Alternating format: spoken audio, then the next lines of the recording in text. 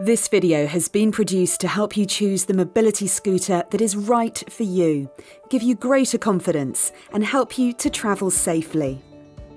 When you express an interest in buying a scooter from an approved provider, they may be able to offer you some guidance and practical experience before you purchase. Additional support can be arranged through Shop Mobility. Choosing your scooter. Be aware that there are different models of scooters to choose from. It's important that you purchase a scooter that's right for you. An approved provider will be able to advise you, but here are some considerations to be aware of. Class 2 scooters are limited to 4 miles per hour, whilst Class 3 scooters can be switched to 8 miles an hour. Different sizes of scooter are available, but only smaller ones can go on a bus. Different types of scooter are suited to people of different weights. Seat comfort and access varies. Some seats swivel and some don't. Range is affected by the type of scooter you have, also by conditions which use more battery. Your weight and loads that you carry, use of your lights, cold weather, travelling on rough surfaces and travelling up hills all affect the battery life. Some scooters have a battery level indicator, others don't have this feature. If you plan to go out a lot after dark, you may need to consider better lights. Another important question to ask yourself is, where are you going to keep your scooter?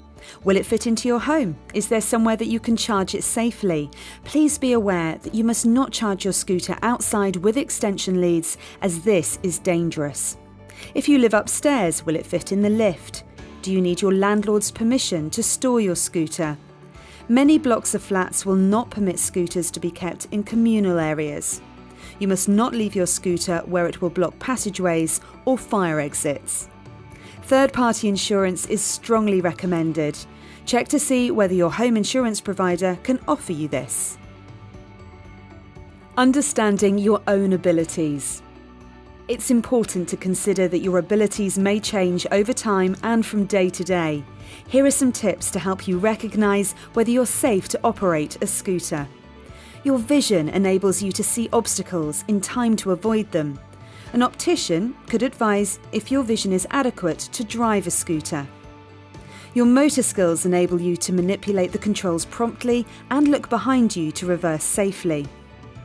You will need to make quick decisions which enable you to respond swiftly and safely to the situations that you encounter, so you shouldn't have any other health condition which could affect your ability to use a scooter. Your doctor will be able to advise whether you have the physical capacity and/or cognitive ability to operate one safely. If you're in any doubt, speak to your approved retailer, and you could also consider asking people who know you well as to whether they believe that you're safe to operate one.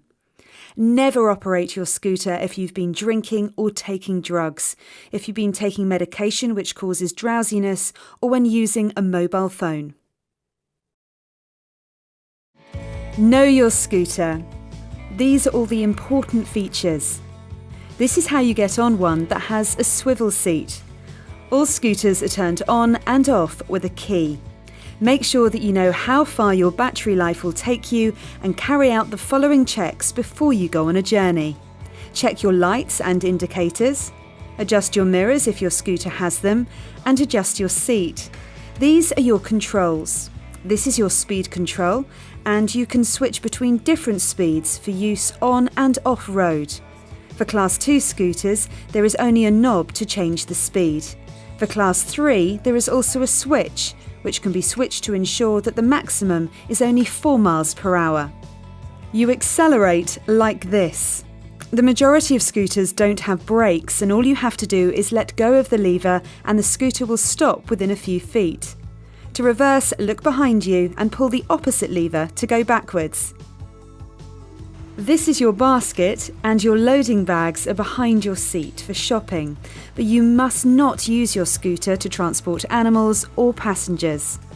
When you're not riding your scooter, or if it runs out of battery, you can move it by freewheeling it. Finally, make sure that you regularly maintain your scooter so it's safe to ride. Use in pedestrian areas. A Class 3 scooter must be switched to 4 miles per hour when in a pedestrian area. The impact of running into someone on your scooter is much worse than bumping into them as a pedestrian.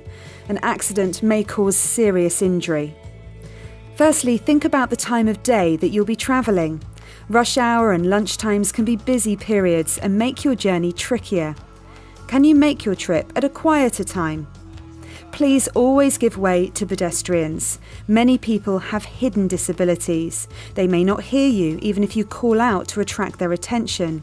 They may not see you coming, and they might not be able to move swiftly out of your way.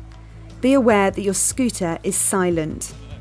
It's important that you follow the same rules that you'd follow as a pedestrian. This includes the Green Cross Code. This is the best way to get on and off curbs if drop curbs aren't available. Please speak to the appropriate parish to request a drop curb or footway if you think one is required on a particular road. When going into a building, think about whether your scooter is small enough to fit and manoeuvre inside and is suited to the task. If you leave your scooter outside any building, be considerate about where you park it.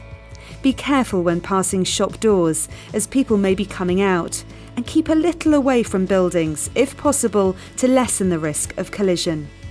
Don't create an obstruction, and remember that the way into a shop is also the fire exit. Some large stores and supermarkets provide their own scooters for use inside. Waitrose and the Co-op Grand Marché branches will supply you the key. Choosing between the pavement and the road. Where possible, plan your route before venturing out, as there may be many reasons why the most direct route is not suitable for your scooter. Generally, it's better to use the pavement. However, the following conditions might lead you to use the road. There isn't always a pavement, so you're left with no choice but to use the road. There may be an obstruction on the pavement which makes it too narrow further along. For example, it may be bin day. The pavement may be too narrow for your scooter. Is the pavement continuous, or does it stop after a distance? If it stops, is there a safe way to get off the pavement?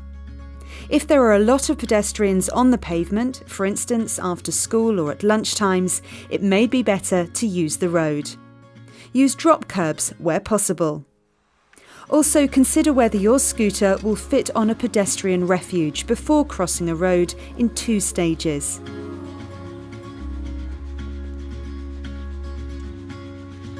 If you must use the road, plan your trip and choose quieter routes or quieter times where possible. Follow the rules as if you were driving a car. Never travel against the flow of traffic. Obey all road signs and traffic lights. Use your lights when appropriate and indicators or hand signals. When you need to manoeuvre, have a good look around you. Signal clearly, and if it's safe to do so, proceed with the manoeuvre. Always give plenty of notice of your intentions. Ride confidently, keeping well out from the edge of the road. Only move closer to the left to allow traffic to pass when there's a clear view of the road ahead. When turning right, look all around to make sure it's safe.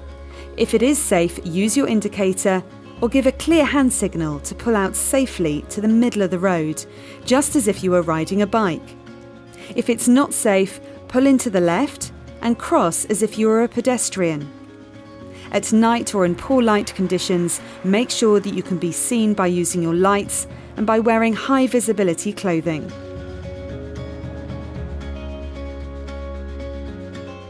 Travelling by bus. All wheelchairs and scooters should have a wheelchair passport, which confirms that the wheelchair or scooter is the appropriate size to go on the bus. You also need a sticker to prove that your scooter or wheelchair is roadworthy. You can get this from Liberty Bus at Liberation Station. If scooters are too large or heavy for the bus ramps, which can carry up to 300 kilos only, then by law they cannot be carried. All of the Liberty Bus driving staff in Jersey complete full disability awareness training. Hello sir, I've just come along to give you a hand and Thank you. give you some tips on how you're getting on off our buses, okay? Yes. So the first thing you need to do is make sure you're inside the yellow lines, if you would. Liberty Bus provide travel training for people referred by occupational therapy. You need to come over this way a little bit and now come towards me, and we need to get ourselves inside here. Training is also offered to anyone upon request who may be new to using a wheelchair or scooter, or who needs to build their confidence and skills.